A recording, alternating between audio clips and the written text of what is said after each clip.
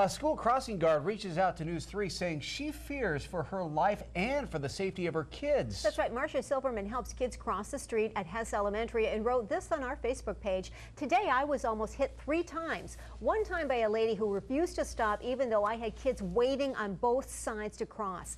They are just not slowing down and they're copying an attitude, and more importantly, they are putting our children at risk. News 3 on your side reporter Meredith Lay talked to the folks in charge today about keeping our school zones safe. Whitfield Avenue is packed as the bell rings at Hess Elementary. Instead of taking the bus, many students opted to walk home instead, and that is where the crossing guard comes in. Campus Police Chief Ulysses Bryant says it's a job that comes with a lot of responsibility. They provide a service that's essential to us getting our kids safely to and from school and crossing the highways and byways and thoroughfares. And they really don't get the respect that they deserve. Chief Bryant says there are about 50 guards working for the district, and when they need backup, the Savannah-Chatham Police Department heeds the call. What we want to emphasize is that driving in school zones is a dangerous activity. We don't want any child hit by a car.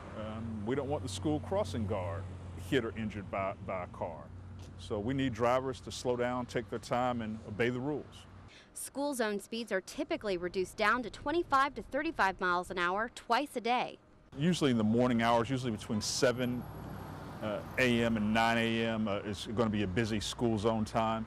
And during the afternoons, usually between 2:30 and 4. Most people for that part, they do get the message, they do comply, but we have a few that just don't seem to get it.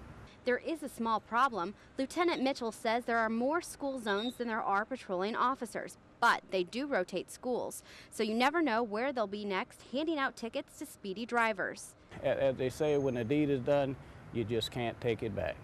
And it's certainly not worth the risk. Meredith Lay, WSAV News 3.